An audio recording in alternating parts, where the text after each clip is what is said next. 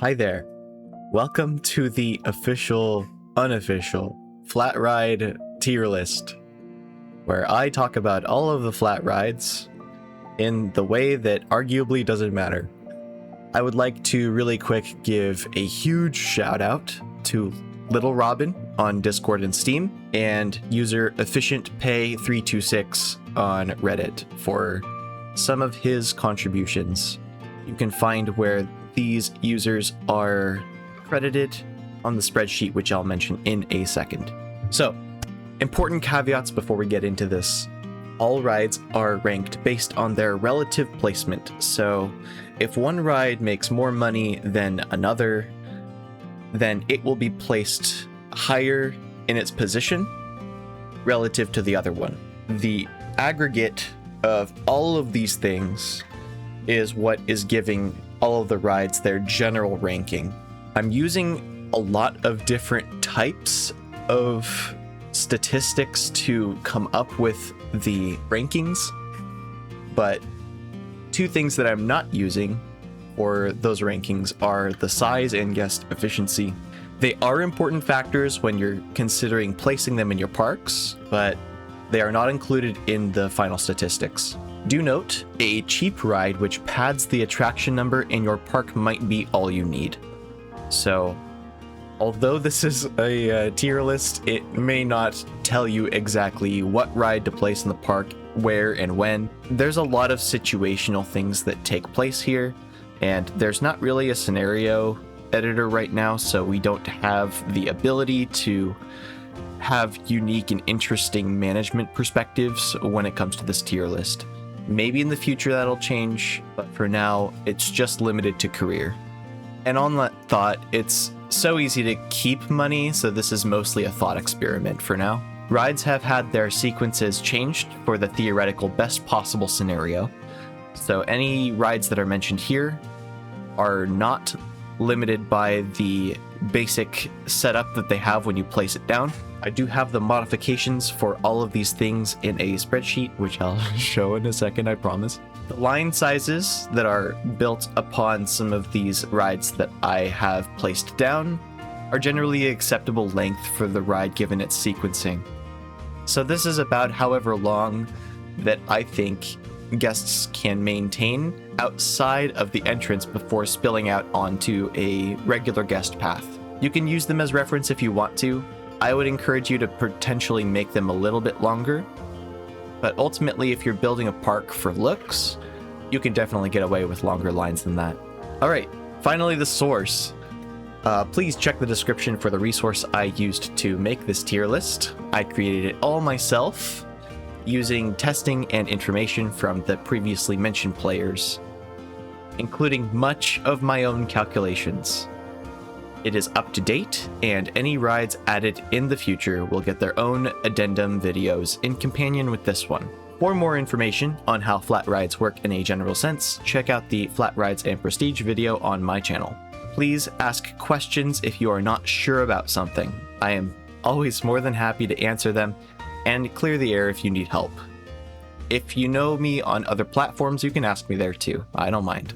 Let's really quickly do a rundown of what I mean by all of this. Capacity, in the top part here, is obviously how many people can be on the ride at once. Prestige number comes down to how attractive it is to guests. That's really what prestige means. Everything else connected to prestige usually has something to do with money. And because those are separate statistics on this little page here, all you need to think about prestige as being is the interest marker for guests compared to other rides. So the lowest prestige ride in your park is also going to be the lowest interest ride in your park. Excitement refers to how excited guests will be on and after the ride.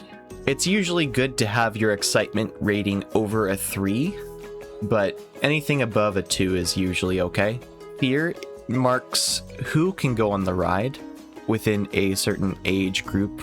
There are rides in the game which are locked to specifically adults and teens only. So the adults and teens that have a low fear tolerance or even a high fear tolerance will choose which rides to go on. This can sometimes matter, but it doesn't always. Nausea is important because you don't want messes everywhere in your park.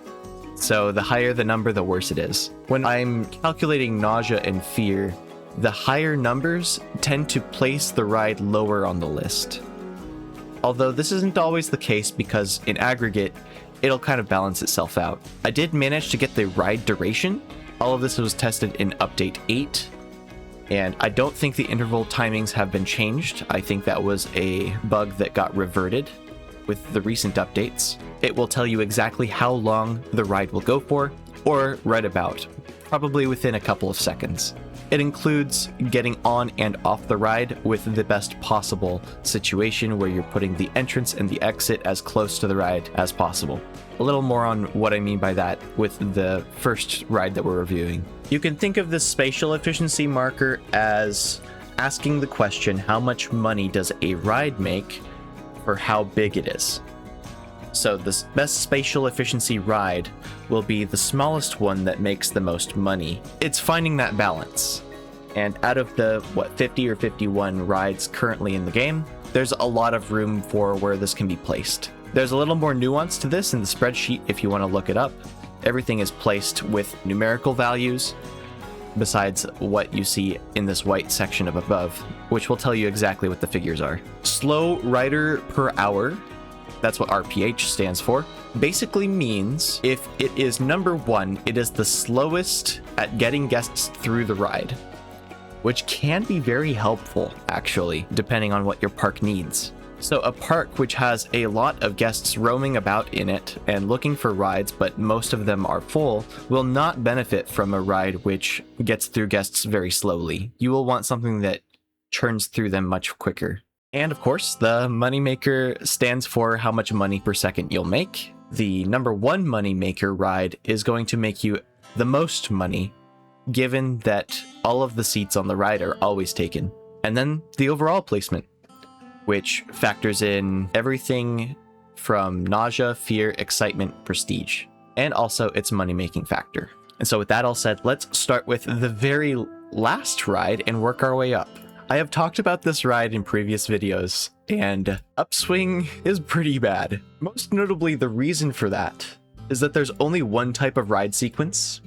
And when you're calculating ride sequencing, usually what happens if you put a single sequence repeating over and over again is the ride will actually become way more nauseating for the guests. And so the lack of any variation in this ride means that it is super unenjoyable for guests. As you can see, 1.62 excitement isn't doing much. 2.38 fear is actually reasonable, but the guests that will be able to ride this, which is most of them, by the way, won't have a good time. And a 3.33 nausea, that's actually surprisingly high for the rest of the stats on this ride. 255 prestige means that even if you throw it in your park, it'll be unlikely that you'll see guests riding it that much. The reason this is significant is because if you were to, say, come into the prestige tab and you see the scenery bonus, if I were to boost it as much as possible to that 200 marker, it doesn't actually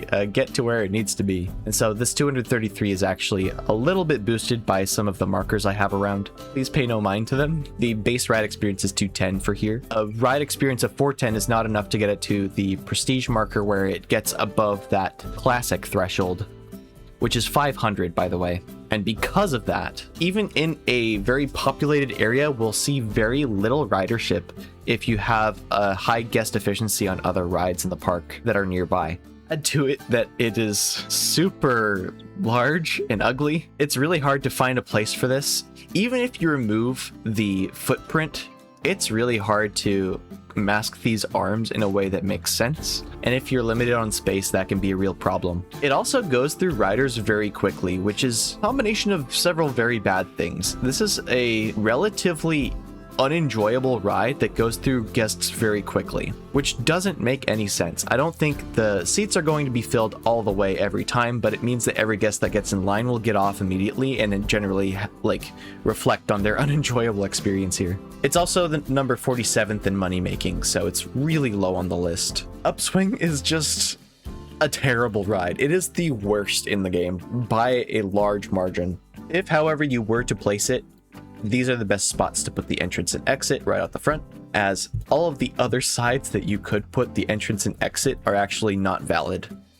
You'll see that with a lot of rides that you actually can't put the entrance and exit on their sides. I'm going to denote them by these no entry barriers and the check marks as to what is and isn't valid. Next up, we have Skybeam, which is from the base pack, and it looks like a long robotic arm connected to what looks like 12 seats. It has 360 prestige, which puts it just barely over the 500 marker. It has a 3.53 excitement, 3.72 fear, which is reasonable within the range, and a 3.89 nausea. It's relatively small, so it's 44th in spatial efficiency. The reason for that low number is because when the ride is actually operational, the envelope is super big, so whenever it swings out, it might clip into objects. And that's not really something you want in your parks if you want to look at them from a wider point of view. If you want to go for pure function, you won't even be bothering with flat rides in the first place. So we're trying to look at this from an angle that's combining several things that you might be very interested in. As far as the slow riders per hour is concerned, this is one of the slower ones. It can work really well with the traction padding in your park, and it is number 43 in terms of money making. You can put your entrance and exit anywhere you want here if you really do want to, and that could mean that the arm that you have here doesn't collide with anything if you really want it to. All you have to be careful about is the rectangle and making sure that the exit is close to the ride operator building so that mechanics and ride operators can make it to and from very quickly. Next up is Behemoth Swing 360. It has a capacity of 16, 450 prestige, an excitement rating of 3.52, 4.16 fear, being in a good range, 4.55 nausea, where it starts to get a little more concerning actually. One thing you'll notice about this ride is that despite how it looks, guests can't actually enter from any of the sides, which doesn't make a whole lot of sense to me, especially when the ride operator building is right there. You could easily put an exit here and that would make a lot of sense to me, but this is the way that Frontier decided to program their game. As far as spatial efficiency is concerned, this is one of the more big rides that you could place down. I mean, just look at it. This is a massive rectangle, and it's a swinging arm. So, same problem with the last ride, Skybeam. Behemoth Swing does a huge arc and sometimes goes even vertical, although right where you see the tip of this arm is right about where the seats will also go. So it might go a little further than that, but that's generally how tall that the ride is going to swing guests up to. It is number 6 in low riders per hour. What that means is it does the same thing that maybe Skybeam did, except it's just a little bigger than the other one. The primary difference is it makes a little more money than the alternative. This makes it somewhat of a more viable solution from a mechanical perspective to Skybeam, but the difference is in how big the ride is.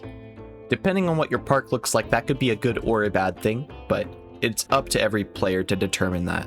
All of these things factor in to make it number 48th overall. Next up we have Whirlpool.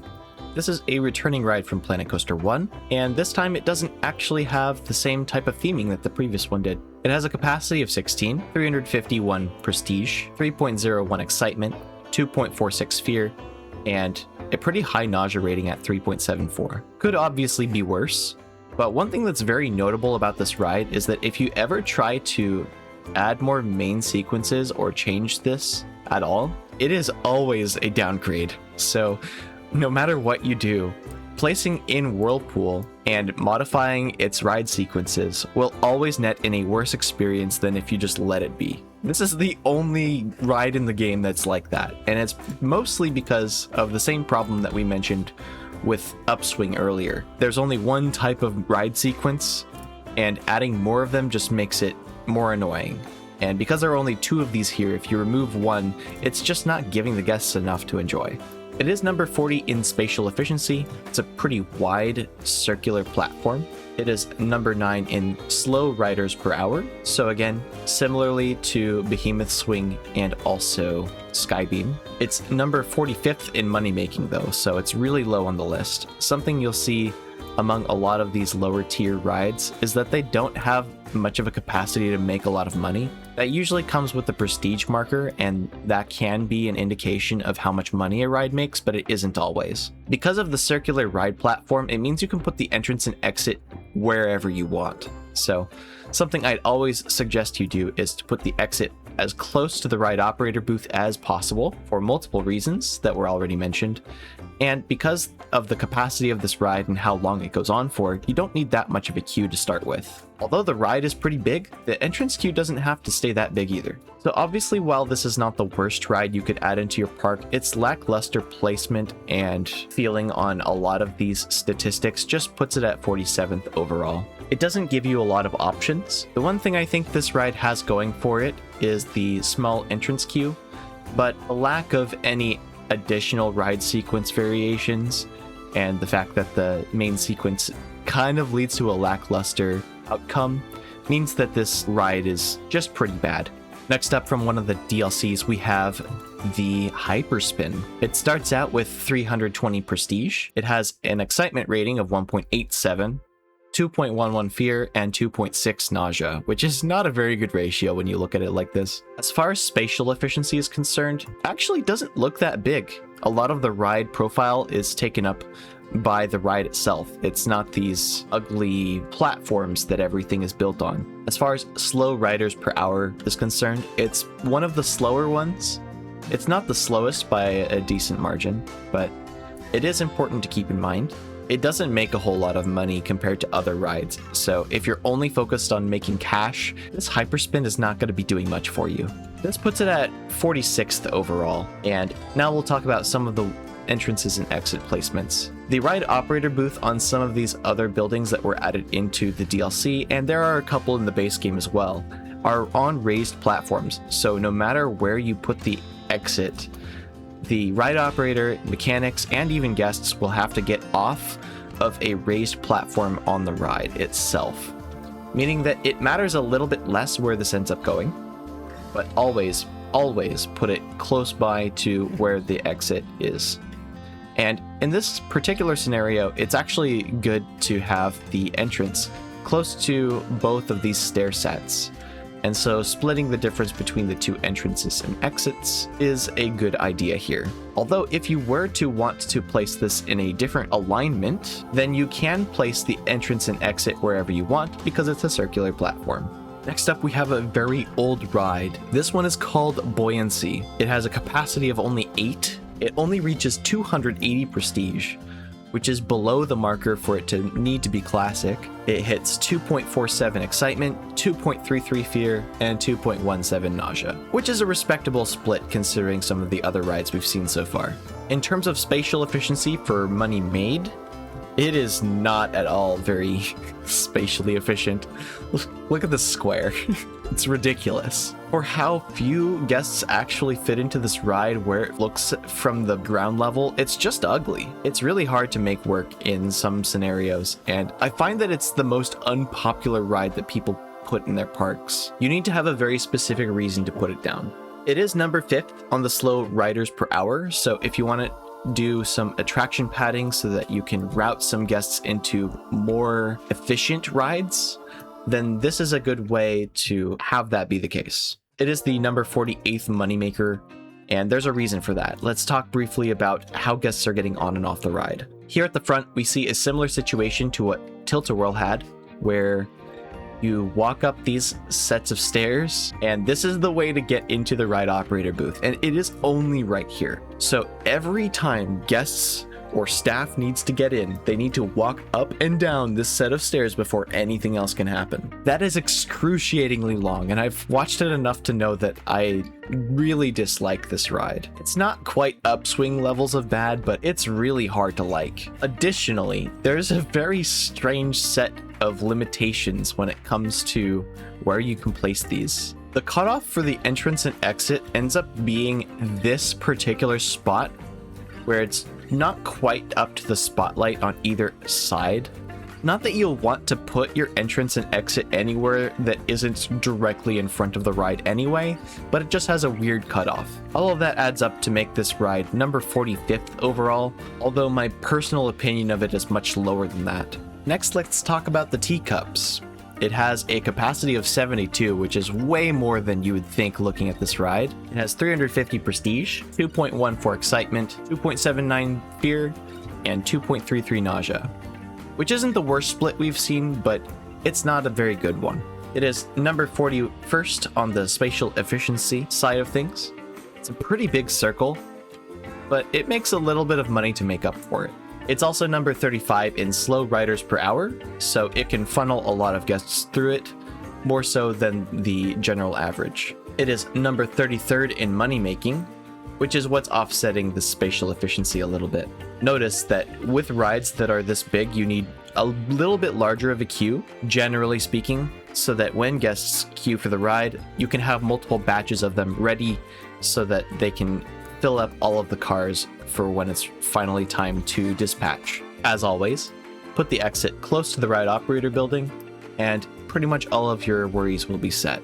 All of this puts it at number 44th overall. Next up is the old spiral slide. They call it a Helter Skelter in this game. It has a capacity of 1, which makes sense. You wouldn't want more than one person going on the slide at once. It only reaches the 260 prestige marker, which is not enough for it to reach classic. It has an excitement rating of 1.37, 1.5 fear, and then 1.19 nausea, which is a decent split. It is 14th in spatial efficiency.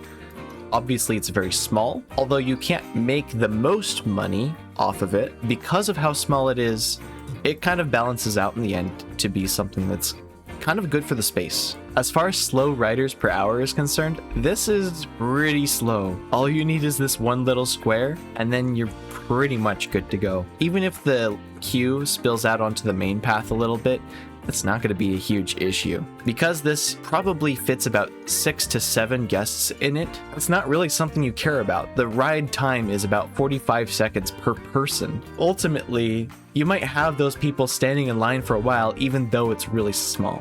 This is one of the times when I would actually advise people to put the exit to the ride closest to where guests are going to exit instead of next to the ride operator building. This is because guests get on and off the ride enough times and fast enough that it makes more sense for it to be churning through guests faster than it is for ride operators and mechanics to get to that building. It's still very possible that if you have a lot of very prestigious rides in your park, that if you have a spiral slide even close to those other rides, it will see very little ridership, especially if all of those other rides are going through riders very quickly. This puts it at number 43rd overall. Next up, we have a ride from the Sorcery DLC, the Gale Force. It's very similar to what we see over here with our swinging rides of the Skybeam and Behemoth Swing. Primary difference is that there are fewer seats, and it also swings riders in their seat. And how much swinging they experience depends a lot on the ride sequence you set for it. The optimal one gets 500 prestige, it has an excitement rating of 4, 3.9 fear, and 5 nausea, which is pretty decent as a split. Lots of excitement for a ride like this. Because it swings out and it only has a very small amount of people that can ride it at once, that makes it really low on the spatial efficiency side of things. However, because of the capacity, it is number 3 in slow riders per hour. So again, what that means is you can offload some of the guests that are coming into the park towards rides that are more efficient and more exciting. It is number 42nd in money making, and you'll see this as a general trend along a lot of the rides that we're looking at today. Rides with very low capacity end up performing way worse, and especially the ones that are very big. Looking at you, Buoyancy. The best place to put your entrance and exit is facing where the guests will go on the ride for, and of course the exit being a little closer to the ride operator building as per usual. The only place you can't put these entrances and exits is behind the big arm for the ride, which makes enough sense. All of these things put it at number 42 overall. Next up is Hellion Ring. You might notice this little purple dot up in the corner. This means that the ride works the best if you use the ride sequences that make it more profitable. You might see an orange dot a bit later on some of these rides. That means that it's built for prestige, and I'm just choosing the one that fits the best for this scenario here. When this dot is here, it means that it's comparable to the other version of the ride, which has the orange dot. See the spreadsheet for more details, and depending on what you're going for, you might use either one of them. This ride has 24 capacity, 489 prestige, 3.53 excitement rating, 4.75 fear, and a huge nausea rating at 5.97. That's quite a bit. That's a nasty split. Probably one of the worst that we'll see here, actually. In terms of spatial efficiency, it is number 8, so for how small it is, it's making quite a bit of money. It's number 21st in slow riders per hour, somewhere right in the middle, and it's number 19th in terms of money making, which is a little bit above the curve. The first that we'll see of many of these rides that are making you more money than the baseline average. You can place your entrance and exit anywhere you want to, although it's always better to put it closer to where the ride operator building is when it comes to the exit. What I have opted for here, though, is because it's a raised platform, any guests that are entering and exiting the ride have to go to both sets of stairs, meaning that it makes more sense to put it on either side of the short ends of the ride, right in between the ride support structure, so that guests can evenly split between getting on one side or the other. I've tested this in practice. That is exactly how it works. And so this setup is exactly what you want to look for, if you're going for efficiency, that is. It's nice to be able to put the entrance and exit anywhere you want here too. This makes Hellion Ring number 41st overall. Next up is a ride that I really don't understand. This is WaveSim. It was added in the Toy Box DLC, so if you don't have it, I don't really fault you for it. It has 250 prestige at a baseline. This is also a ride that doesn't reach classic, but it's so weird that I find it hard to lock in with the rest of the other rides, which I've already talked about not reaching classic. There are 3 dry rides that can't, and then there's this one, which also can't. What's really unique about this ride is that you can only have a single ride sequence, but you choose how long it goes for. Problem with this approach is that no matter what, guests that get on this ride might not even stay for the full duration. And sometimes they stay for even longer than that. So even if you have the ride sequence duration set for a specific amount of time, there's no guarantee that the guest is going to actually be on the ride for that long. And this always messes with the ticket pricing too. So I really don't know with this one. I just have a general list of statistics to work with here, but let's just say for the sake of argument that the numbers I found were accurate. This is what all of this is based on. It has a 4.5 excitement rating, 2.5 fear, and 1 nausea, which is an amazing split, better than most rides. Because of how slow it is to get through guests, it is number 50th in terms of spatial efficiency. This thing doesn't make you money. This is something you put in your park because you really want to see the surfing simulator kind of in your water park. And I've seen these in many different indoor water parks before, and I'm in love with the aesthetic, but it just doesn't make money in this game. With that said, it is the slowest at getting riders through because it's only 1 guest at a time, going at a rate of about 50 seconds per. So it's even slower than the spiral slide we looked at earlier. Like I said, it doesn't make money. This is just number 40th overall, mostly because even though you can have a really short queue for it, and guests will probably still go on it somewhat, if you have a water park, that's good. It's really annoying because you have to have guests change to use it. So it doesn't work like any of the other flat rides, despite being in the same tab. Also of note, before I move on, is that you can only put the entrance and exit on the front sides of the ride. You can't put it on the back, you can't put it on the sides. You have to put it on the very front so that guests can get on from the start, and that just makes sense. There's just no room for leniency here. Again, this puts it at number 40th overall, but I'm gonna give that an asterisk because there's a lot going on with this ride that you won't see in the data. We've finally gotten to another DLC attraction. Here is Bumper Cars, better known as Bumpin Derby. It has a capacity of 32. This is the prestigious version of the ride in the spreadsheet. It has a prestige of 336, 2.84 excitement, 2.39 fear, and a 2.07 nausea reading, which is relatively respectable. It has a very long run duration for how tame it is, which is putting it at a 37th in spatial efficiency, meaning it doesn't make a lot of money for the size that it is. 16th in terms of slow riders per hour, so it doesn't go through guests very quickly despite having a decent capacity. And it's also 40th in money making, which kind of links back over into spatial efficiency, which we talked about earlier. Something that's very intriguing about this ride is you can't find the operator building very easily. It's actually tacked on the side here. What actually matters is getting guests to and from each of these cars, and the fastest way to do that is to load from either of the long sides so that they have the shortest path to walk.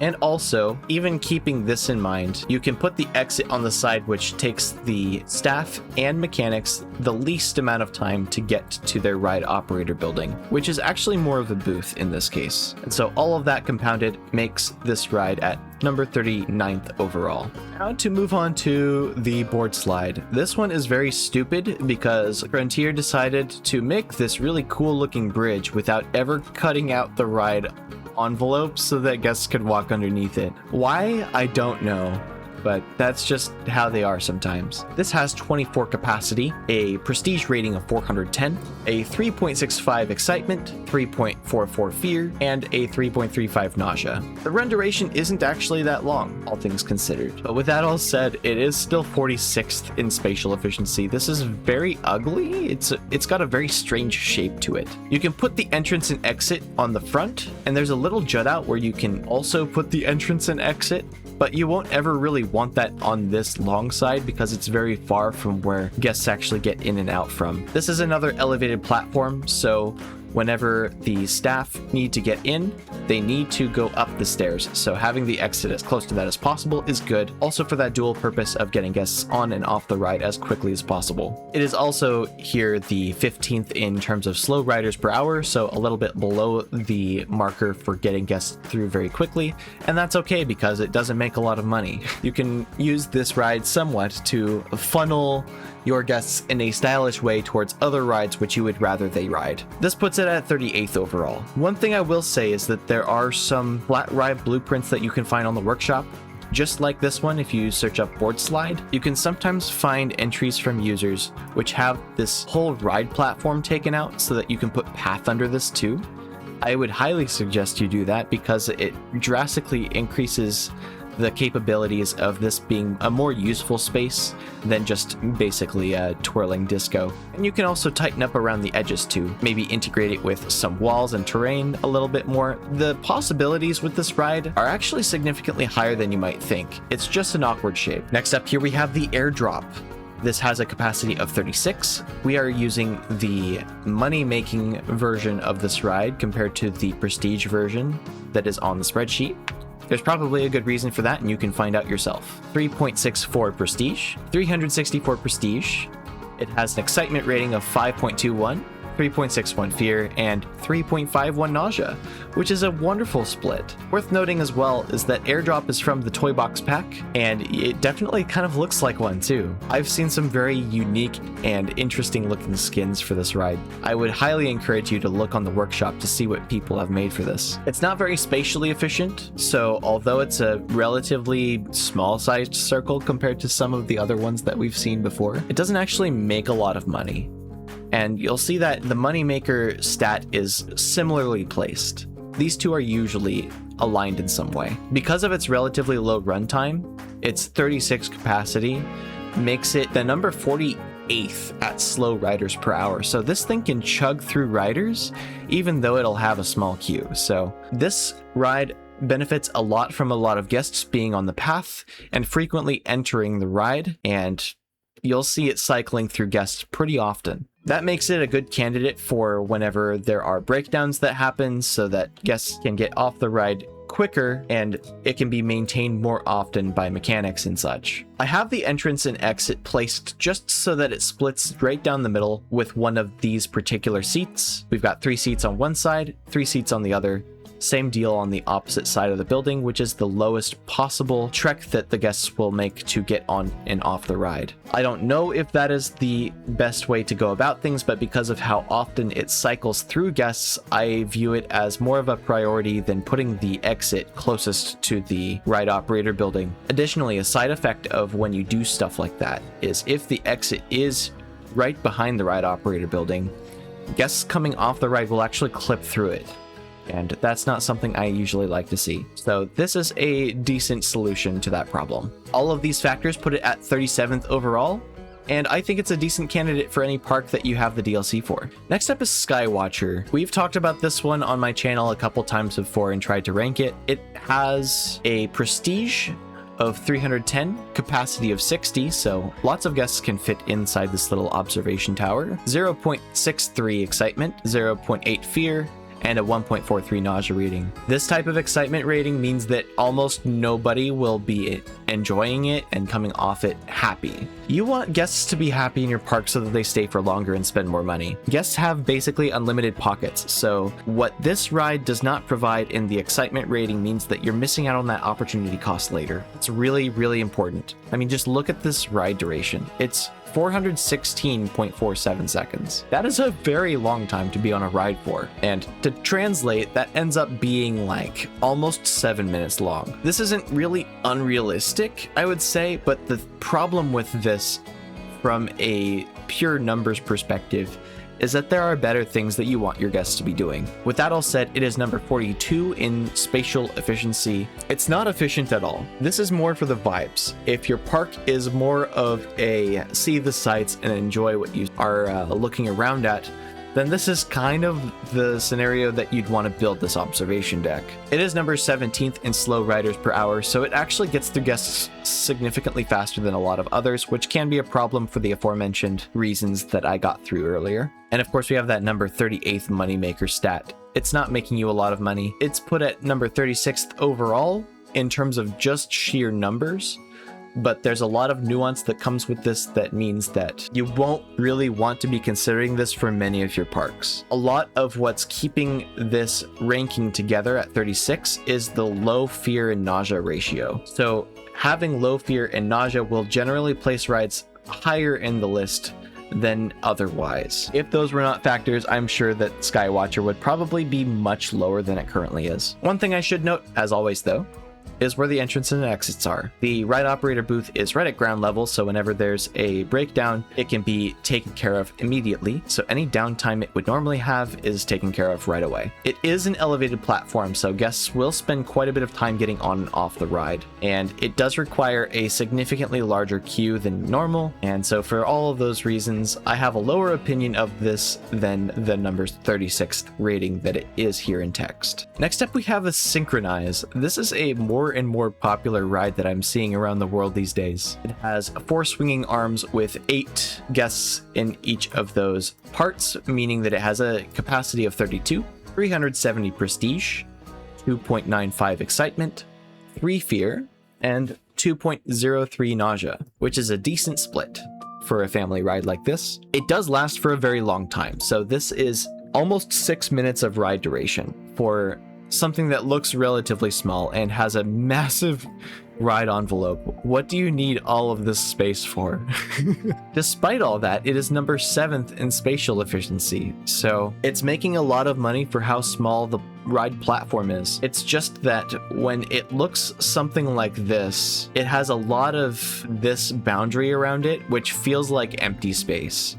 So it feels worse than it actually is. It is number 10th in slow riders per hour, so if you want to funnel your guests toward other rides, then this is a good ride to place down in your park, and it will make you a little more money than some of the previous rides that we have mentioned. On that note, it is 39th in money making. Because it's a square platform and you can basically see the ride from all sides, it means that you can put your entrance and exit wherever you want. The best case scenario I find for this is to put a line out here that's about that length, somewhere in the middle of the ride so that guests can get on pretty much evenly from any side. And also, the exit is right next to the ride operator building. Because of its very long duration, I feel like there will be more downtime, ride operators and mechanics coming to fix and interact with this little block here won't have to move very far if the exit is right there. That means that Synchronize is a 35th ranked ride. It's not my first choice, but it's certainly in the lineup for filling out a park if I still have attractions to fill. Next up, we have Polarity. It has a capacity of 8, 580 prestige, which is a very high number, 7 excitement, 6.8 fear, and 6.35 nausea. This is a very high number. This makes it for teens and adults only, so not all of your guests will be able to use this in your park. The low amount of capacity means that not many will be on it in the first place, so that's probably okay. It's number 20th in spatial efficiency, so it makes a decent amount of money for how small the square is that it sits on. It's number 4th in slow riders per hour, so what 8 riders are on the ride are spending quite a bit of time actually enjoying the ride, which is good. It's number 32nd in money making overall. This is mostly to do with the few riders that can actually be on the ride.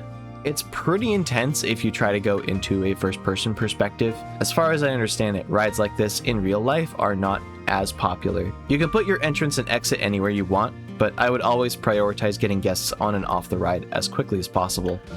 And then the exit being slightly off to the side means that when the ride operator and mechanic wants to get around, they have less of a long walk to go than placing the exit directly right here. This puts Polarity at number 34th overall. Iron Claw, my beloved, has 32 capacity, 400 prestige at a baseline, 3.65 excitement, 3.35 fear, and 3.68 nausea.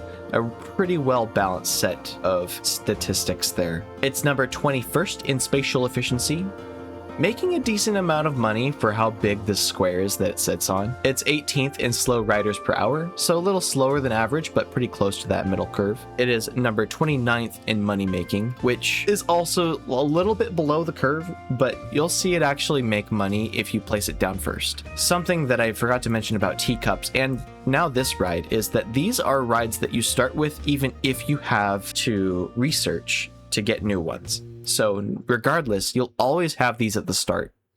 The same applies for some of the DLC rides, but the difference is you have to purchase those outside of the game. So rides that are vanilla that you can place down immediately are very valuable. There are 4 sets of stairs that Iron Claw leads into, so guests can come in from any which way.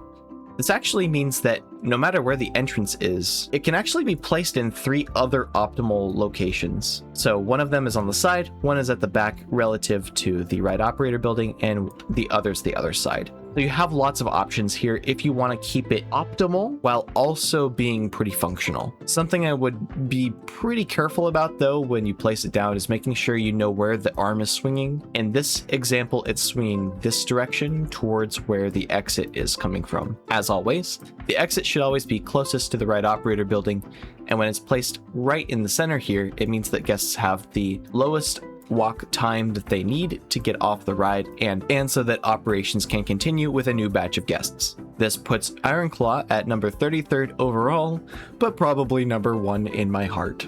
Next up we have Coriolis, which is a spinny ride that looks kind of like a flower. This is a classic carnival attraction that has a capacity of 32. The stats we're using here make more money than the alternative, where we are optimizing for prestige. So this isn't getting as much prestige as the other one, but it does make just enough to get over that 500 benchmark.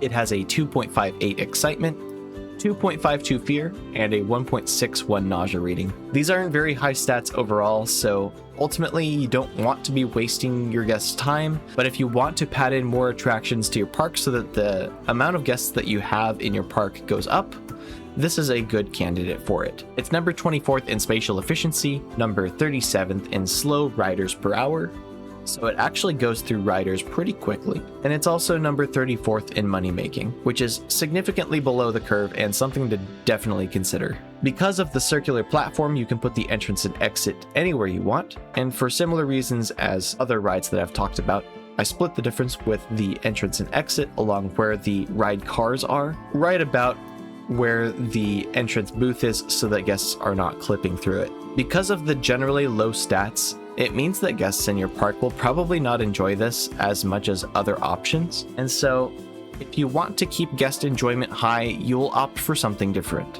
But given the other stats are not nearly as lackluster, it puts it at 32nd overall, although the nuances probably put it far lower than that. Next up we have the Forge, but without the Forge part. This is called Mecha Roller. It has 38 capacity, 480 prestige, and some pretty high stats.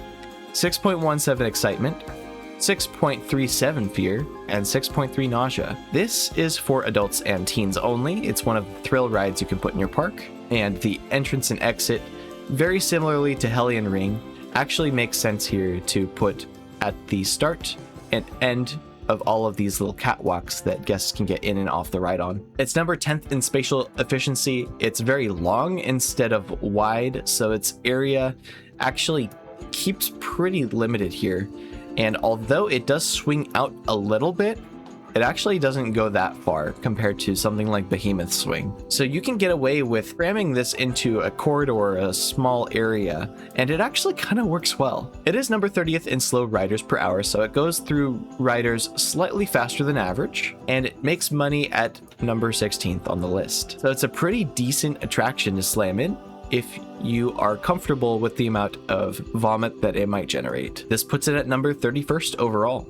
Next up, we have the Big Wheel, which has a capacity of 120, 300 prestige, 1.75 excitement, 1.63 fear, and 1.72 nausea. For similar reasons as Coriolis, which we talked about earlier, guests won't really enjoy this ride per se, but it does give families and kids something else to go to if there's not much else in your park that's offering that niche. It has almost 10 minutes of ride time. As I mentioned at the outset, is not a problem in terms of ride breakdowns and maintenance, but it'll probably get serviced pretty often compared to how many cycles it actually goes through. Because of how many people can get on this ride, it needs a very long line, so I have 3 very long switchbacks here to kind of give a suggestion on how long it should be. This is something that I would pad into a park in the event that I feel like guests are standing around looking for something to do a little more, and all of my other options are taken up. It's also pretty iconic. Most parks have a big wheel or a Ferris wheel of some sort, so it's hard to go wrong with something like this. The entrance and exit are only on the wide sides of the ride, meaning that you can't split it like you can with Hellion Ring. So the best case scenario for the entrance is to put it alongside here so that guests can walk along this corridor and back around when they are loading the other side of the cars, which they do, by the way. And similarly, the exit should be placed right here and right next to the ride operator building for reasons we have mentioned before. All of this means that Big Wheel is number 11th in spatial efficiency, which means that its space to money making ratio is actually pretty high. It is number 41st in slow riders per hour, so it'll go through riders pretty frequently. And it's number 30th in money making, just below the curve, but that can be okay. This is a ride you'll place down more for vibes than anything else, and I think it actually has more of a case than something like Skywatcher does. This puts Big Wheel at number 30th overall, and if I had to have an opinion placement on this, I wouldn't change it that much. It just fits exactly what you need it to do, and it looks great. Next up, we have Full Flight, a ride that I actually never see in real life, but is pretty interesting to look at nonetheless. It has 16 capacity, 420 prestige, 3.06 excitement, 2.73 fear, and 2.67 nausea. Just enough to get into that barrier where guests will stop complaining about how they didn't enjoy the last ride, not enough to really consider it being something crazy like a thrill ride, which means that it's a decent family attraction. It is number 27th in spatial efficiency. Despite what it looks like and how much space is around the ride, it's actually ranking at number 27th in terms of spatial efficiency. It is number 31st in terms of slow riders per hour, so it goes through riders slightly faster than the baseline, and it's number 35th in money making money slower than the average. This puts it at number 29th overall, and because it's got that circular platform as we've mentioned before, we just split the difference with the entrance and exit in that same general strategy. It doesn't need much of a line either. Next up, we have 360 Power, which is actually tied with the Monsoon Chute. We'll cover this one first. It has a capacity of 30, 510 prestige, 4.06 excitement, 4.78 fear, and 5.29 nausea. Any ride where the excitement is lower than the fear and nausea needs to be considered. as something that might be more of a liability than something that helps your game out. And so with all that said, it is number 23rd in terms of spatial efficiency, meaning it makes probably more money despite how large the ride platform is. It is number 31st in terms of slow riders per hour. It goes through riders slightly faster than baseline. And it's number 14th in money making, so if you want money and you don't care about how your guests feel, then this might be a good option for you. The entrances and exits that you can put on this ride could be split halfway down the middle if you really want to. So the entrance, instead of being here, could also be on this side as well. It really depends on what your park's current setup looks like, but ultimately something like this is perfectly fine. You have the exit close to the ride operator building, and guests can get in and off the ride very quickly. Only thing is, you can't put entrance and exit on either of the sides, and that's perfectly okay, given that it's not very close to the stairs for the elevated platform in the first place. This means that this thrill ride for teens and adults only is ranking at number 27th or 28th overall. I'm not sure which one's better though. Is it Monsoon Chute or is it 360 Power? Let's look at Monsoon Chute real quick to see what our opinion could generally be. Monsoon Chute has a capacity of 20, 510 prestige, just like before, 4.05 excitement, 3.95 fear, and 3.8 nausea. So the balance is flipped a little bit, so that the excitement is actually higher than fear and nausea here. It's number 6th in terms of spatial efficiency, so it's making a lot of money for the square footage that it has, which is probably a plus side that it has over 360 Power, considering the swinging arm actually goes outside of its ride envelope slightly. Monsoon Chute is number 13th in slow riders per hour, so it'll go through riders relatively slowly, but the high excitement means that it's actually a pretty good candidate for that. And number 24th in money making, so right down the middle for the terms of baseline. And it's kind of hard to theme something like this, but I've seen it done really well, and I've even made a skin myself. It's called Kraken Cove, which I made for a Frontier challenge before, and it was so much fun. If you haven't checked it out already, please do. Anytime you see a ride like this on the workshop, it's worth checking out, because it's really hard to make this kind of ride skin work. You can put your entrance and exit anywhere except the back, which kind of makes sense. It actually looks a little more mechanical back here with the pipes digging into the ground. And there are only 2 ways up and down from the ride platform. There's the left and the right path. So just the perfect scenario for you to put your entrance on one side and the exit on the other. Obviously the exit on the staircase closest to the ride operator building for reasons we've already mentioned. So which one is better? Is it Monsoon Chute or is it 360 Power? Let me know in the comments. Next up, we have the old Magic Carpet, which is a throwback to RCT. For any of my RCT heads, you know what this ride looks exactly like. This is actually Parallelogram, which I can never remember the name for because all I do is remember it as Magic Carpet.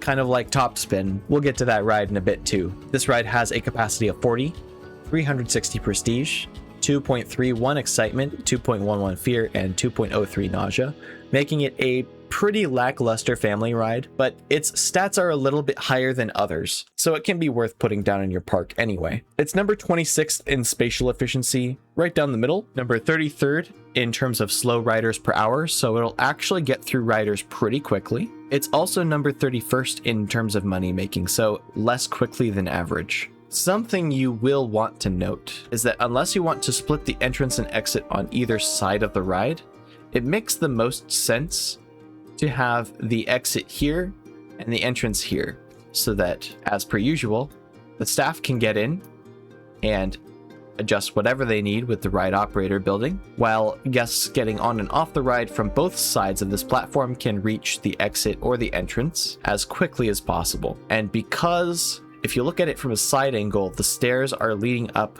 from this sort of angle, kind of lead into this side of the building. It makes the most sense to have them both over here, but you could reasonably make a case for the entrance potentially being over here and the exit being somewhere in the middle so that guests can get off evenly the same time. Generally just a really weird placement for the entrance and exit though. It's hard to optimize this one because of how guests get on and off the ride, and they both get on and off the ride basically at the same time on both sides. You really don't want to be waiting for guests to get on the ride from the far side connected to the ride entrance or exit, so we're trying to mitigate that as much as possible here. Even though you can place your entrance and exit anywhere you want, and that may be the kind of leniency that you need for your park, it's still probably best if you do something like this, but it's just hard to optimize the middle points or downtime on the ride. For all those reasons, it is number 26th overall, and now we're getting into the higher echelon of the rides that are added into the game. All right, real talk, is this Synchronize or Scizzer? Because I keep calling it Scizzer, but if it had an S on the end, it would have an O instead of an E. This is besides the point. It has 24 capacity, 420 prestige, 3.14 excitement, 3.09 fear, and 3.01 nausea. Another interesting fun fact about this ride is that it's one of the first that's offered to you if you have the tech tree enabled. You don't have to research this at all. You just have it off the get-go. As far as its other stats, it is 25th in spatial efficiency. It's pretty big for what it is, although you see it does make enough money to kind of offset that balance a little. It's number 28th in terms of slow riders per hour, somewhere right in the middle of all of the other rides. It's 22nd in terms of its money-making potential, and when we're talking about how to put the entrance and exit on the ride, I think it's best to focus on how guests are getting on and off the ride. And in my testing, it didn't matter where they came on from, but they always exited the same direction every time. I think this has something to do with the fix that Frontier put in a while ago for how guests are routed out of a ride whenever it has a priority queue and it stalls, because I noticed a bug a while back that had to do with this. The result of this is that guests will always exit this same area in a cluster, and they'll spawn from the center. I don't quite understand why that ended up being the solution, but that's just what this ride has to be. So for maximum throughput, entrance over here, exit always over here, and then the ride operators can come in relatively close by. It never benefits you to have your exit and entrance on this side of the building because you can just rotate it around if you need to. This puts this flat in the middle at 25. Next up we have the Hammer Swing. This is 40 capacity. It has 466 prestige. We are using the money-making model for this instead of the prestigious model, so this isn't going to be capped out, but it will be making more money on the other side of that coin. It has 3.68 excitement, 3.81 fear, and 3.99 nausea, so it's a little bottom heavy in terms of the fear and nausea. You want to be a little more careful with rides like this, like I mentioned earlier. It's number 22 in terms of spatial efficiency. A lot of the problem that this ride has, I think, is the swinging motion taking up a lot of free real estate, and also the ride pad is also gigantic, so there's that to factor into. It's number 42 in terms of slow riders per hour, so it actually goes through riders pretty quickly. Looking at that capacity number, when you compare it with the amount of time it gets through, it's like every 3 minutes or so. So you have 40 guests going through this every 3 minutes. That's pretty quick. This is one of the faster ones we've seen on our list so far. It's also number 11th in terms of its money-making potential. Of course, that's only given that you have your entrance and exit set up the way that I do here, which is on the long sides and smack in the middle so that guests can get on and off the ride as quick as possible, and the exit is on the side closest to the ride operator building. You can put your entrance and exit anywhere you want to, but this is generally the best way to go about it. Might be able to get away with potentially moving your exit over here instead, but I don't know that I would recommend that. Hammer Swing is actually tied for 23rd or 24th overall with Tiny Eye, a very different type of ride. Tiny Eye has a capacity of 24, 370 prestige, a 1.42 excitement rating, 1.5 fear, and 0.79 nausea. This is one of very few kids rides in the game that I feel like can truly be described as a kids ride. It's number 2 for spatial efficiency, which makes sense because it's a very small platform. Although it doesn't make a whole lot of money per that moneymaker status, what it does do for your park is slam a lot of dense infrastructure in. So we're putting 24 people in this small of a box. That's a lot. Even without taking up the ride profile for its foundation, you have a lot of room to work with here. It's number 12th in terms of slow riders per hour, so it's a little bit on the slower side, but I feel like that does quite a bit for you when it looks this small. Again, 36th in terms of its money-making status, so a little lackluster on that front. You won't be building it for that reason. It's a perfect puzzle piece to fit into a small area, especially if you don't have enough child and family infrastructure in your park already. This will give them something more to go to. So which one's better? Is it Tiny Eye or Hammer Swing? I'll let you decide. One more thing before I move on is the entrance and exit format. I like to put my entrance and exit right in front of the ride where guests are spat off, and they jump off all at once regardless of how high in the basket they are. It's just kind of how it works. I like to put the exit closest to the ride operator building as per usual. Although these are not the only limited places you can put these gates. You can put them in the front or in the back or on the sides, anywhere you want. Next up, we have a three-way tie between this ride, the Screaminator, the Star Wheel, and all the way over here, Frenzy Frill. Our first one that we're looking at is Screaminator, which has a capacity of 40, 532 prestige, 4.5 excitement, 5.88 fear, and 6.02 nausea. That is quite the split. It's number 5 for spatial efficiency because although it has a pretty wide ride platform, it's going very tall into the air, so you have lots of room to play with around this thing. If you want to build above it, you have a little bit of trouble. It's number 40th in terms of slow riders per hour, so significantly faster than average. And it's also the number 5th moneymaker, which is probably why, despite this little blunder here in the stats, it's potentially worth putting in your park if you have economy on. Because of its circular ride platform, the typical rules usually apply, but because there are so many seats on here, you can really get away with putting the exit pretty close to the ride operator building without any clipping going on. So that's what I like to do when I set my Screaminator rides up if I'm going for cycling through guests quickly. Next up with this three-way tie is the Star Wheel, which is another one of the very long rides. It has 96 capacity, 390 prestige, 2.6 excitement, 2.14 fear, and 3.18 nausea. An interesting disparity between fear, nausea, and excitement.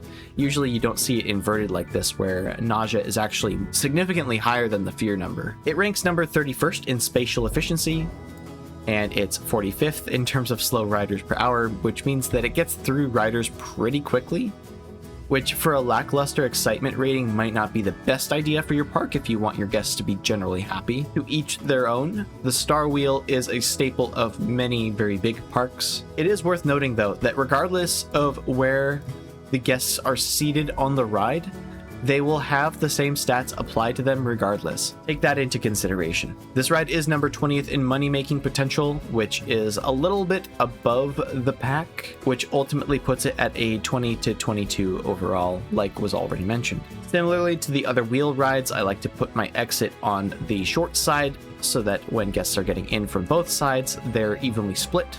And it's also closer to that ride operator building. Opposite is true for the entrance to the building, because if you put it over here, guests will spend lots of time walking all the way around the building to get to the other side. Sadly, you cannot load from one angle when it comes to these wheel attractions, so this is just the best way to load them. However, because of the long ride duration, it's actually not that bad of a deal if you want to move your exit and entrance anywhere else. Here we are at Frenzy Frill. It has 24 capacity, 400 prestige, a 3.11 excitement rating, 2.93 fear, and 2.16 nausea, which is a pretty good split overall. It's ranking number 34th in spatial efficiency. It's number 20th in slow riders per hour, so a little bit on the slower side. It's number 28th in money making, a little bit lower than average, but overall, this is generally a pretty good attraction. And I say that primarily because it doesn't have anything significantly negative going for it. It's a family attraction that some people who are thrill seeking can come and enjoy anyway, and It's one of these spinny rides, which fits in a circular footprint. It's nothing strange. You could make a pretty interesting ride skin based on this, I think, and your line doesn't have to be super long either. Same principle applies from before for all other circular ride footprints. Try not to make the guests clip through the ride operator building while the exit is still close to it, and then the entrance is the opposite side. Same deal as before. Which of the three do you prefer? And what would you put in the middle or the bottom of these three for numbers 20, 21, and 22? Next up, we have Kickflip. If any of you are familiar with Kickflip Kev, you know there are many, many different skins for this ride, all from one guy on the workshop, which is really fun. Like, it's a really small ride footprint for a very intense and thrilling ride. It has a capacity of 24, 550 prestige, excitement rating of 4.5, 5.8 fear, and 5.36 nausea. So not the best ratio going on here. And I have experienced this in my parks. It's kind of a vomit machine. It's numbered 3rd in spatial efficiency, as I've already pointed out before, and it can be made even better if you remove the ride platform and try to hide some of the scaffolding behind with like maybe something of a wall. There's lots of ride skin opportunities for this. It's number 29th in slow riders per hour, so slightly faster than average, gets guests through pretty quickly, not so quickly that it's so far above baseline that it's significantly noticeable. And it's the number 10th moneymaker. Most of these thrill rides tend to cost more to go on, and because of its low general ride time and how much you can charge for it, it ends up faring pretty well in terms of this stat. All these things put it at 19th overall, and if you want to know where you can put your entrance and exit so it's optimal, this is right about where you want it. No other spot makes a whole lot of sense if you're going for throughput, although it does give you that ability. Even on the back side here, guests can get in and off the ride if you put the gates around back. Usually with most of the rides that we've seen, anything with the scaffolding on it, or maybe some spotlights off to the side, don't have the ability to place a gate. And so the ability to do that means that you can slot this into more places with more options than you would have otherwise. Next up is Resurgence. It is a drop tower with 24 capacity. It has 490 prestige, 4.09 excitement, 3.76 fear, and the same number for nausea. Although this is a thrill ride of sorts, I have to check its status. Ah, yes. So Resurgence is for all ages, meaning that no matter what age demographic you have in your park, everyone can ride the drop tower, which is awesome. The only downside might be that 3.76 fear number, which could be a little high for some groups, but regardless, you can get most everyone on this ride if you wanted to, which is a huge plus for a thrill ride like this. It's number 1 in spatial efficiency, which makes total sense. Look at this rectangle here. It is basically just the drop tower and the ride operator booth. That is it. It's super cool. Really nice to slot into a lot of areas, and I'm sad that there aren't more rides like this. It's number 24th in slow riders per hour, so right in that middle ground where you want to be, and number 18th in money-making potential, which isn't much, but something you could potentially do is slot multiple of these drop towers next to each other to kind of simulate that multiple loading potential that you see in some parks. This puts it at 17th and 18th overall, which is tied with the Collider, which we'll cover in just a second. There aren't many places you can put your entrance and exit here, but you can put them anywhere you want to. If you have the exit right behind the ride operator booth, you get some clipping going on. I don't like that, so I naturally put my exit off to the side here, which is still close to the ride operator booth, and then the entrance is right in front of some of these seats, so it's evenly split with the other side on the back, so that guests, when they move around from one side and the other, meet somewhere in the middle. Now let's talk about Collider. It has 20 capacity, 490 prestige, 2.04 excitement, 2.53 fear, and 2.29 nausea, which is kind of that inverted ratio like I've been talking about, but it's actually not as bad as you think. The only downside to something like this is its excitement rating affecting guests' general enjoyment of the park. It is number 39th in spatial efficiency, which is a very large ride platform, In Roller Coaster Tycoon, this ride was called Enterprise, and it fared much better than it does here. It comes up as number 22 in slow riders per hour, so it goes pretty quickly through them, which for that low excitement rating is not a very good sign. But it does come up as the number 23rd moneymaker, slightly above average. Something that's pretty noticeable about this ride in particular is it has the same problem that Scizzer or Scizzer does. I have back here the bathroom sign with a question mark, because for some reason there is a pair of stairs back here that never get used for no reason. And because the ride is so quick, it actually makes sense to completely ignore where the ride operator building is relative to the exit, so that guests can get on and off the ride much faster. So this is actually the best way to go about it, because these are the only staircases that ever get used. Guests will get on from either here or there, and then off from pretty much the same points. Really weird. If I had to rate one above another, it's definitely Resurgence, no questions asked.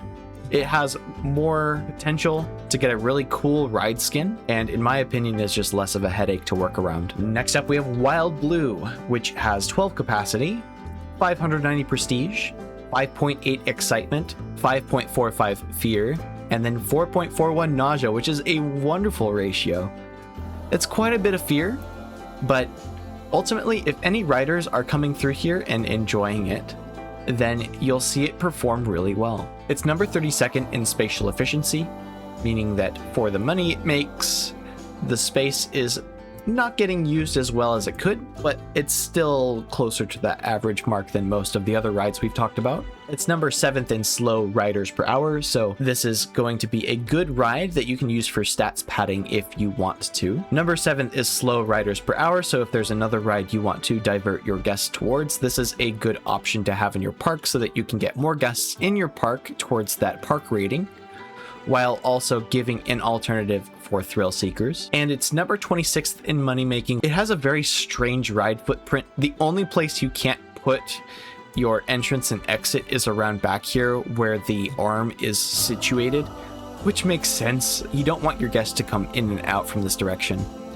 However, everything else about this ride is really strange, so it makes the most sense to keep your gates close to where all of the guests are coming from, and also close to the ride operator building, but just the shape of it is awkward. If you have enough space for it and can plan around Wild Blue, then it makes sense.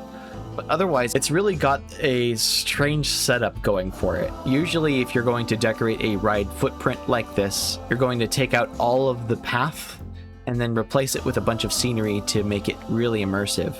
Which you can do some really cool things with Wild Blue, but you'll have to do a significant amount of thinking to make a really cool ride skin out of it. Next, we have two rides tied together, the Monte Leone and Grand Carousel. We'll talk about the Carousel first. Both of these rides are from a DLC pack, so you'll have them available to you immediately. Same with all of the other DLC rides if you have purchased them, regardless of what your tech tree looks like. Grand Carousel has a capacity of 68, 350 prestige, 1.78 excitement, 0.8 fear, and 0.94 nausea.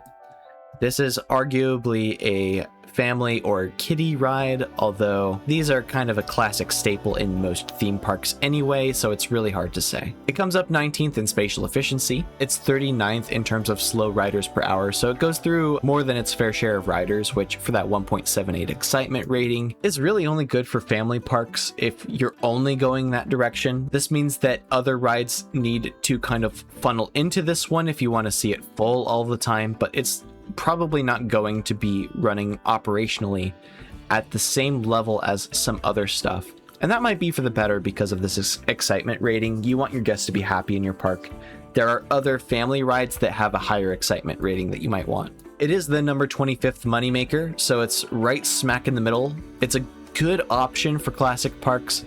It fits the bill. You can't build your park without a carousel, in my opinion, especially an older one. And because of this circular ride footprint, we're going with the same strategy as before, where guests do not clip into this box here and get in and off from about the same angle from that ride operator booth. I've made a carousel blueprint myself, and I find them very fun, actually.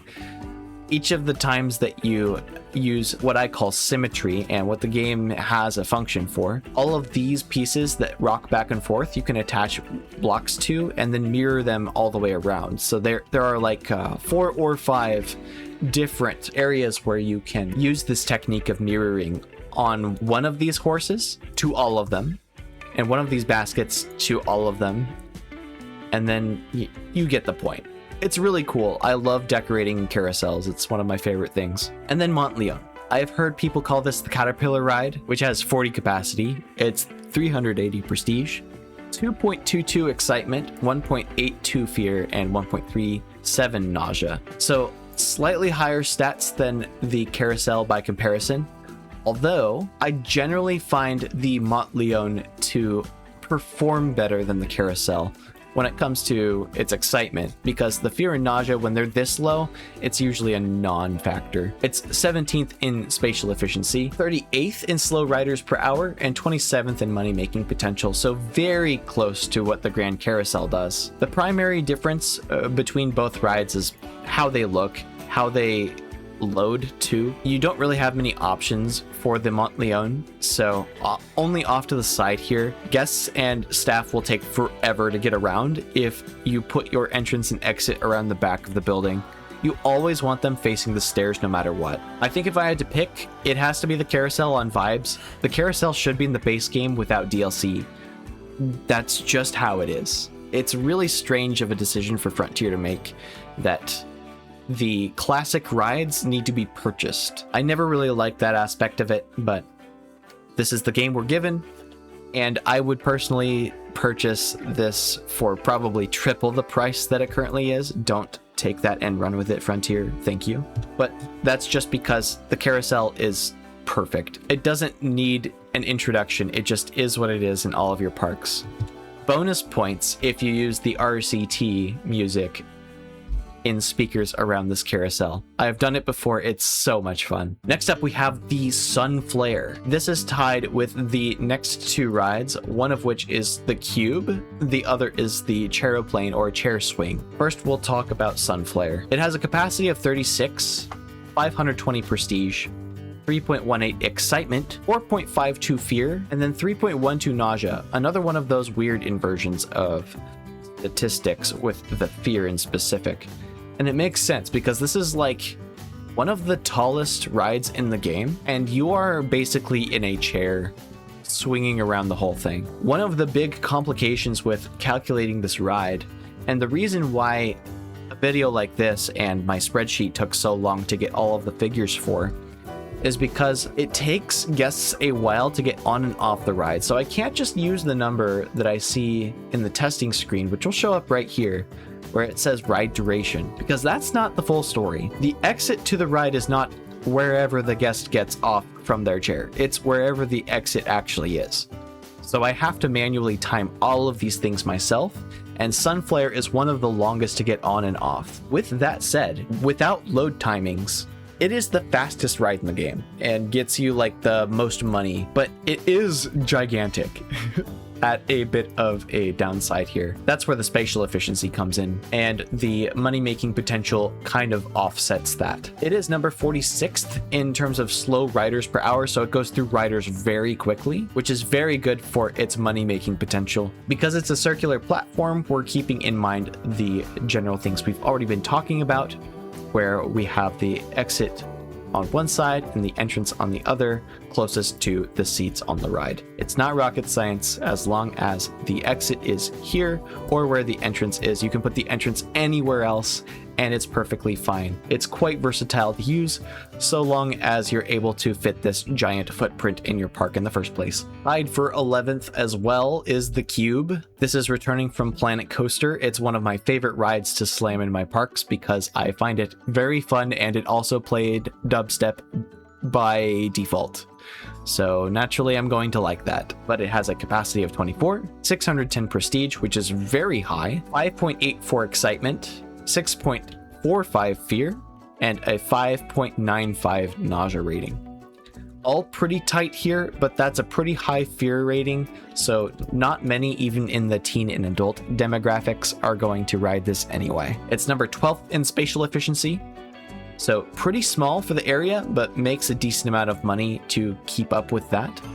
Most thrill rides do pretty well in this regard. It's number 14th in slow riders per hour, so goes through riders significantly slower than normal, which is a good thing in this case, because although it has a high excitement rating, it's got a pretty high nausea rating to boot. So although it's not churning through guests all the time and making you tons of money, it's also not generating that much vomit compared to something that would be similarly placed in terms of stats, but get through guests way quicker. It makes money to get it to that 12th spot in terms of money making potential, which is great. This is one of the best options you have. I think it takes quite a bit to research through if you want to put this in your parks. And yeah, my general take on this is that it's a really, really solid ride. Although anytime you're approaching that 6 number for nausea, it means you have to be careful about how your paths need to be clean. So keeping janitors around and generally keeping tips in from the video that I posted a while ago about nausea and keeping paths clean is a good idea. The entrance and exit can only really go in 2 viable places here. It's on one side of the stairs or the other, and the ride operator booth is very clearly right next to the exit. That makes things very convenient. You can place your entrance and exit on the front as well, although I wouldn't necessarily recommend it unless you generally want things to look different than my setup I have here. One thing that's noteworthy is that you cannot put your exit and entrance anywhere beyond these stairs. This is the farthest it goes. Next up we have Chair Swing, or Charoplane as the game calls it. It has 48 capacity, 430 prestige, 2.77 excitement, 2.54 fear, 2.3 nausea. So a pretty good split overall, good for families. You won't really be seeing any guests vomit that much from this unless they've just been on a pretty intense ride and hopped right into this queue. It is number 9th in terms of spatial efficiency. It's really tight. You can fit so many guests on this thing, and I love seeing it in my parks.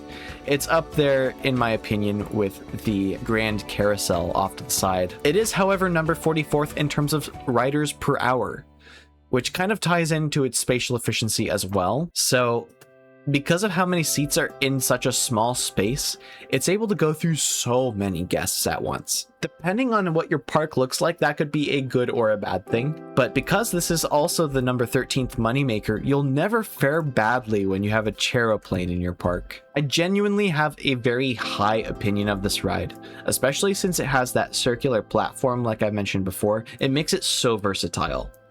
You put your exit relatively close to the ride operator building without getting guests to clip through it, and you can put your entrance anywhere you like. That's kind of on that same vector that I'm talking about, generally speaking. So I think if I had to rate these, I would put it at Charoplane for number 11, Cube for number 12, and then Sunflare for number 13.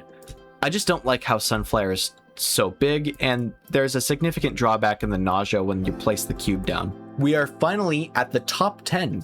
Number 10 is Insanity. 64 capacity, 550 prestige, 5.71 excitement, 5.72 fear, and 5.96 nausea, which is a little bit of that inverted statistic that we've talked about before, although the stats are just so high that you may really want to care about this.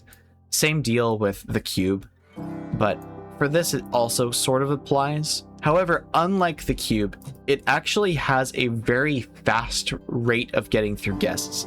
So if you have a very thrilling park and lots of teens and adults, then this ride will churn through them very quickly, assuming they can even get over the fear factor when it comes to getting on this ride. It's number 4 in spatial efficiency, so if you wanted to put down something that makes a lot of money in a small space, this is what you're looking at. And it is, for all intents and purposes, the number 1 moneymaker. So if you're able to balance your park out very intelligently and make it so that you have lots of rides that increase the guest cap and almost quote-unquote funnel them towards this ride, you will be making the most money out of this that you possibly can by having maximum throughput and guests getting in and off very quickly. One thing that's notable though is the entrance and exit are best done on either of the sides, kind of like the wheels off to the other areas, although you can't place the entrance and exit on the sides anyway. The game doesn't let you.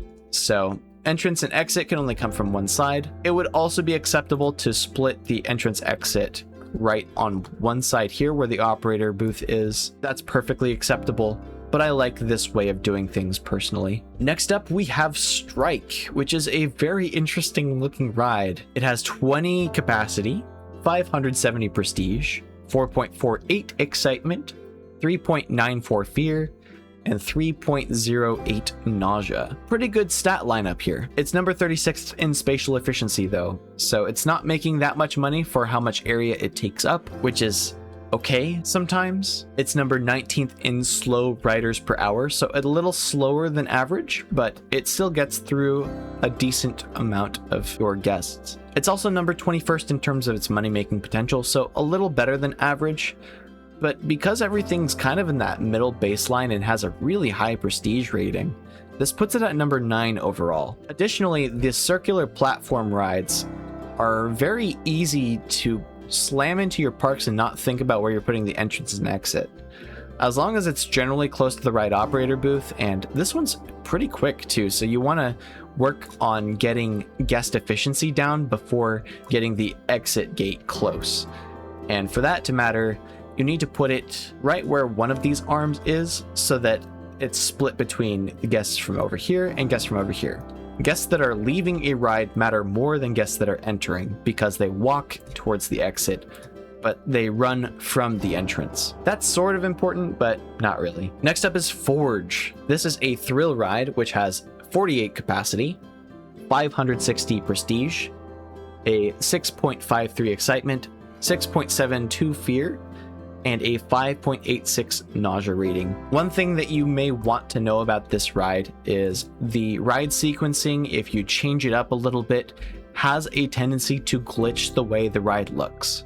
So if you want to build your park for the looks and the vibes without any clipping or weird jittering, I would really suggest being careful about the ride sequences that you choose for this thing. In terms of spatial efficiency, it's coming up at number 25. It's 43rd in slow riders per hour, meaning that it gets through guests really quickly, which can be a good thing for your thrill parks. It's the number 2 money maker, which is great. It's behind Insanity because it goes through guests so quickly. It has a lot of potential to extract wealth from your guests. This puts it at number 8 overall. And I also have a high opinion of this one because of that circular ride platform we keep talking about. Makes it very easy and versatile to put however you want, wherever you want. Only thing I'd say, keep that guest gate for the exit away from this ride operator booth when it's right behind it so that you don't see any of that guest clipping. We have numbers 6 and 7. It is Sundial and Overpower. Sundial has a capacity of 50, 560 prestige, 3.88 excitement, 3.67 fear, and 4.45 nausea. Not the greatest stat split of all time, but it does do the job. Despite the fear and nausea being fairly high, Sundial is for all ages, which is a good thing. It's kind of splitting the difference between teens and families in your park, which is something that you may want to consider. It's number 29th in spatial efficiency. Sundial is huge, and it has a rotating arm which swings out slightly farther than its ride envelope that you can visibly see. It's number 36th in slow riders per hour, so it can get lots of guests on and off very quickly. And it's also the number 4 moneymaker, which is very interesting to know. It does have a circular ride platform, but also has stairs going up to a raised platform where the guests will get on and off the ride. This means that in order to keep it simple, and although it has a long time to get through all of the guests, I'd still recommend something like this, where the exit is coming off the stairs. You could probably get away with something that's somewhere in the middle. I haven't personally tested it, but if you wanted to, you could put your exit anywhere over here or here, just as an idea. It doesn't super matter where the exit is, but the entrance should always be facing a set of stairs. As long as the exit is on this half of the ride, I think you're good. Overpower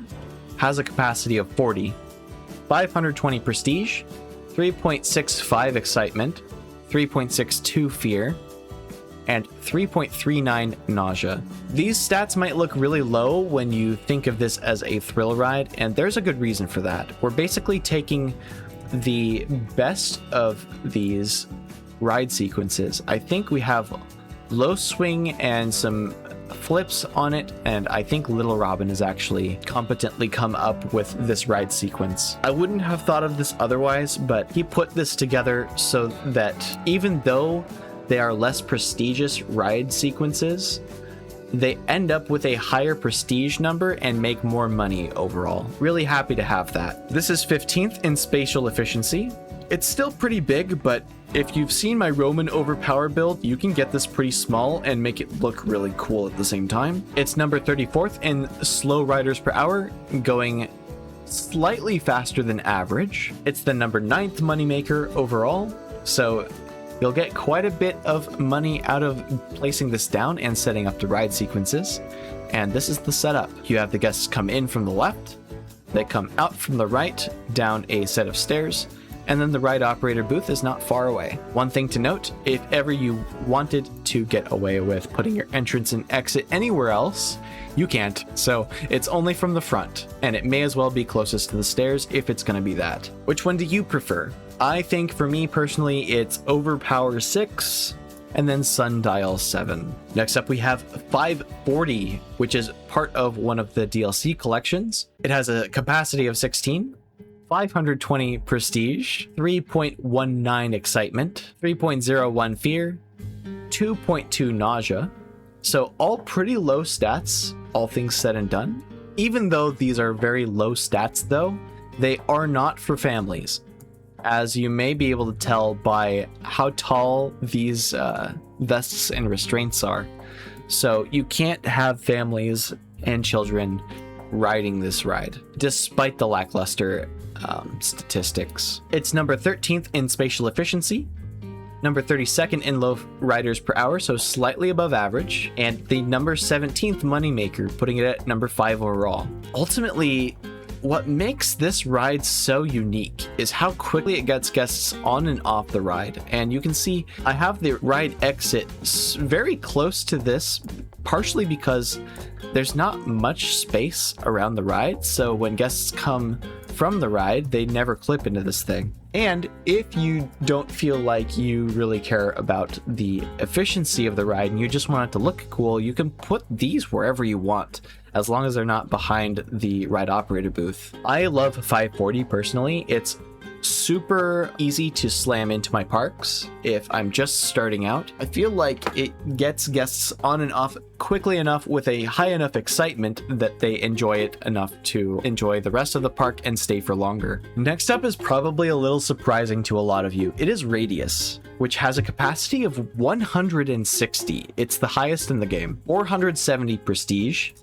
1.08 excitement, 0.75 fear, and a 1.04 nausea rating.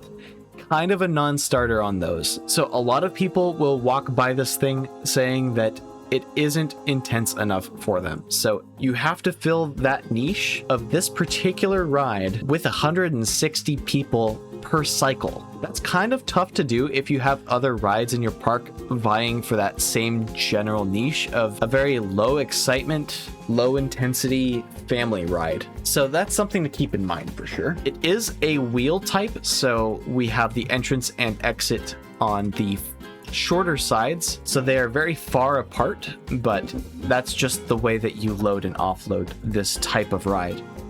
Because of how many guests need to get on the ride, it takes significantly longer than you think for it to even load. So this 1007 seconds ends up being something crazy in terms of how long it runs for. Radius is huge though, so it's number 38th in spatial efficiency. Just makes sense. Number 23rd in terms of slow riders per hour. On the slower side, but slightly below average in terms of how slow it is. And it's also the number 15th moneymaker, which is very surprising actually. Despite a lot of the concerns of the community, Radius is one of the biggest liabilities from the previous update, because when you would have mechanics come to service it, it would usually have broken down by the time. So one of the biggest concerns from before is how long it would take for a mechanic to get in and let the ride sequence finish. Fixing a ride every time it's ready is just frustrating. That's actually not the case. If you're on top of things, this will have more than enough reliability. This is how it's worked out in practice for me anyway. If, and only if, you're playing with consistent thunderstorms on, I would not recommend Radius. There's a lot to cover and it's really tough to. You basically have to create a floating glass ceiling if you want to make a quick job of it, and you'll end up spending a lot more time if you decide that maybe this ride skin could be a little cooler than that to cover everything here. So for that reason, although it's placed 4th overall, it's probably somewhere closer to like 30 or 40th in my rankings. It's just hard to make work in a park, especially as it's quite the sight line. If you're going for one of those classic parks, it might be a good idea to put this in here, but otherwise it's just kind of tough to make work. You can do some cool stuff though with the center ring, and I've seen people run roller coasters through it before. Just some food for thought if you want to make this work that badly. Next up we have Pathos III, which has 24 capacity, 590 prestige, 4.92 excitement, 4.47 fear, and 3.67 nausea. All pretty good stats given what this ride actually does. A rating of 5 excitement is pretty high, and I'm pretty sure this is a thrill seeker type ride, so guests that are little cannot ride it. In fact, seeing the default setup for this ride has it twirling and spinning in ways that make absolutely no sense to me and would feel kind of disorienting and uncomfortable, to say the least. It's number 18th in terms of spatial efficiency, so it makes a better use of space than the baseline, and it's number 26th in terms of slow riders per hour, so right in that middle point. What really gets it is that number 8 moneymaker stat, so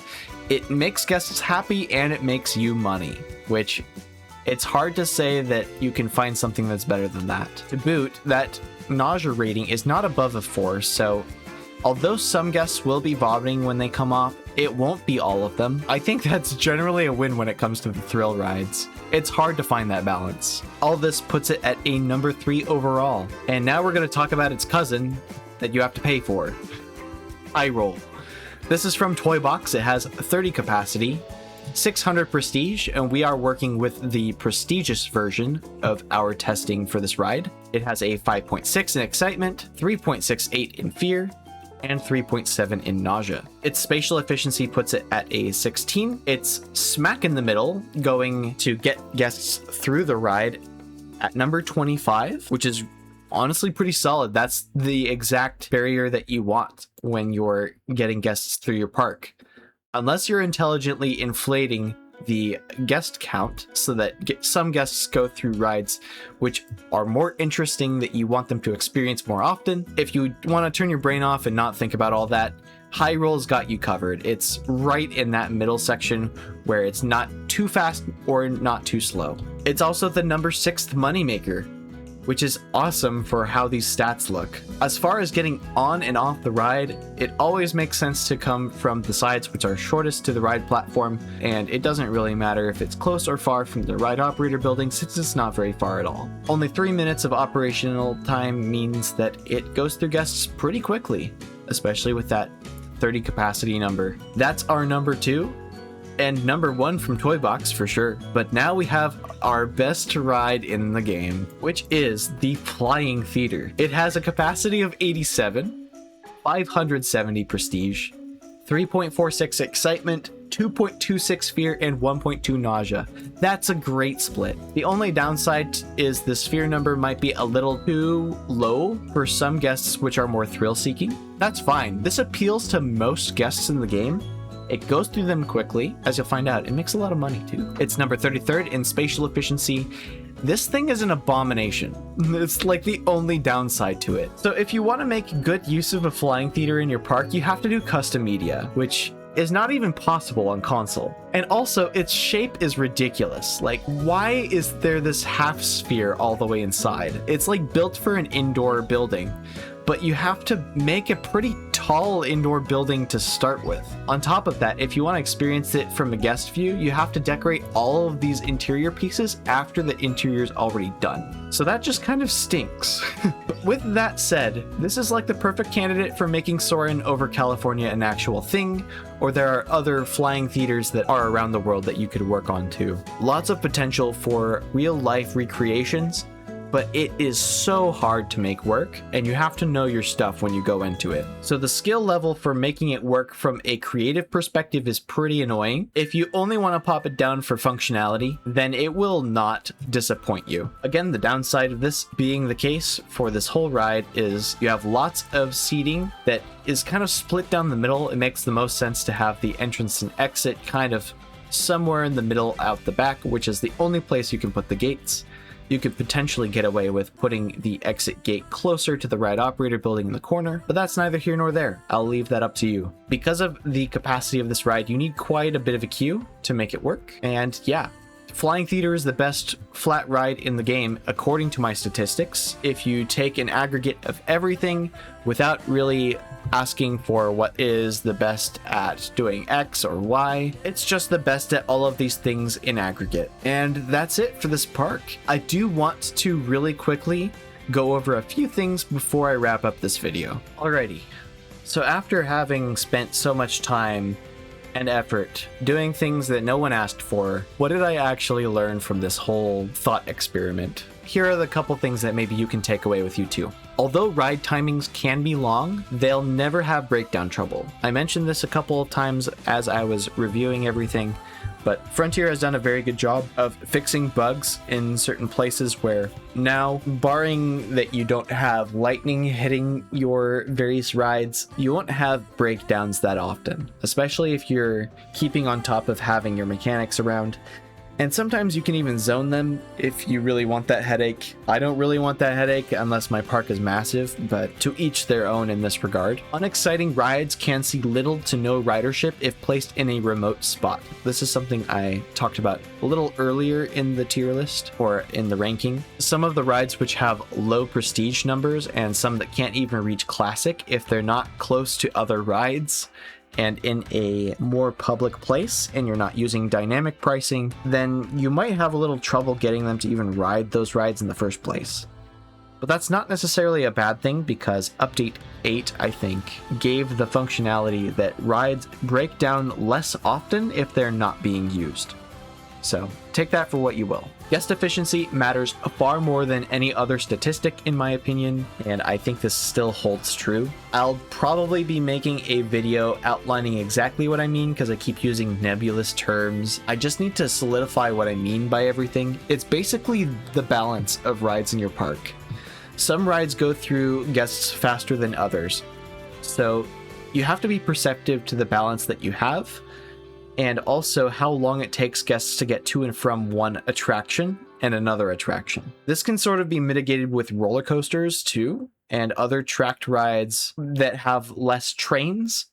So you can purposefully lower the guest efficiency on a roller coaster or another tracked ride so that you can get guests in the park to funnel towards other stuff. But as your park generally grows, so too will your path network. So the more efficient your path network, the better. That's a general, overall for what guest efficiency is. Still think it's the most important thing in the game that people don't quite understand, and it's why they complain about guests not using their rides all the time. It's because they're using up all of the space in their park and they can only fit 12k guests in if they're in Sandbox. And if not, then they won't see guests on half their rides anyway, because there's only a 6k limit. The best performing rides are usually the intense ones and from DLC. We saw that. The top two are actually from DLC. We have one from Toy Box and one from Sorcery, and they're a little complicated to make work, especially the Flying Theater, but if you have those DLC packs already, you can't go wrong by them, at least from a performance perspective. If you want to do things creatively with them, specifically the Flying Theater is a big annoyance. Hyroll is pretty good. You might be able to do something fun with that. But at the end of the day, if you're going to do something creative with a ride, you don't care about what its performance is. It's so easy to make money in this game that usually you don't have to worry about all that stuff.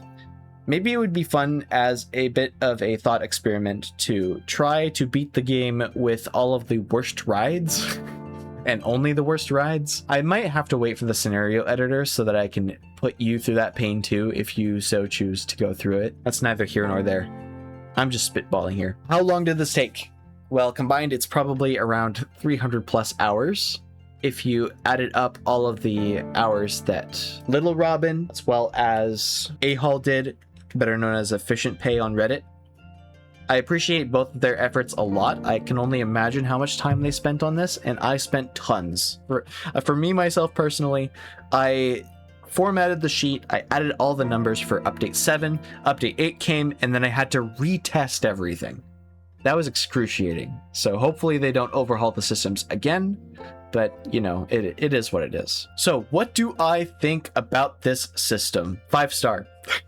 There are some rides that make no sense and might need some tweaking, but ultimately the system as a whole is really, really cool. I think the ability to look at a ride and decide exactly where it goes in your park, how much traction it'll get with your guests, and all of that, it just makes a lot of sense to me. This is the one thing I'm the most positive about the game on, and it's just the variety, the simulation, seeing everything working, and then having money come up from that. It's really cool. The thing about the system for flat rides is that although you have lots of variety, it doesn't really mean much in the management perspective for right now. So although from a simulation perspective, it has a lot of depth, like moving guests to and from or towards certain areas of the park, putting more emphasis on rides that go through guests quicker versus areas that go through guests less fast.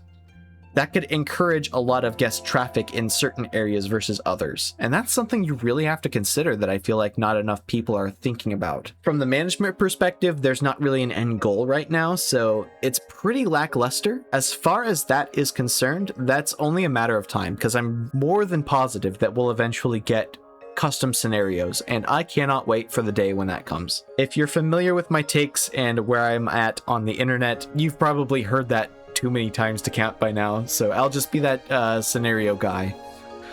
Eventually, I'm pretty sure that's what my channel will end up being about, so I guess you can look forward to that in the future whenever that update comes. I like the way that I wrote it down here. You have an interesting set of puzzle pieces to work with. I just love the depth of this whole system, and I think there's a lot of good to talk about here. Some of the rides might need some tweaking. Like, for one thing, I think Swinging Ship is terrible. It needs a rework somehow. I don't know how it gets that rework, but it's just too bad of a ride. I mean, it makes sense. Swinging ships aren't very enjoyable in real life either, but I don't know, it feels bad. But I still think the system as a whole is top-notch. It will be the perfect complement to other systems they add in the future if they decide to add those systems, like custom scenarios or maybe some other monetary mode that I'm not thinking about that they might try. I would love that. And also, if you haven't tried this before, sometimes this has a part to play in franchise. So if you're trying to get certain achievements in franchise so that you get stickers and all that, it may benefit you to have some flat rides in your park which encourage guest traffic, which is a really interesting prospect to think about for me personally. Anyways, that is it for this video. If you did enjoy, please leave a like, and I'd love to hear your thoughts. Was there anything that kind of surprised you and got you to think a little bit? Or is there anything I can explain a little bit better? Once again, I'm going to talk about guest efficiency in more detail, but I think I need a couple more parks under my belt that use it, and I haven't been building parks yet, so that might be a little bit further down the line, but I think it is in the pipeline and I'm eager to talk about it more. With that all said, thank you for watching. Have a good one. That's in order. Follow a good soldier. Derby, better known as dumper cars.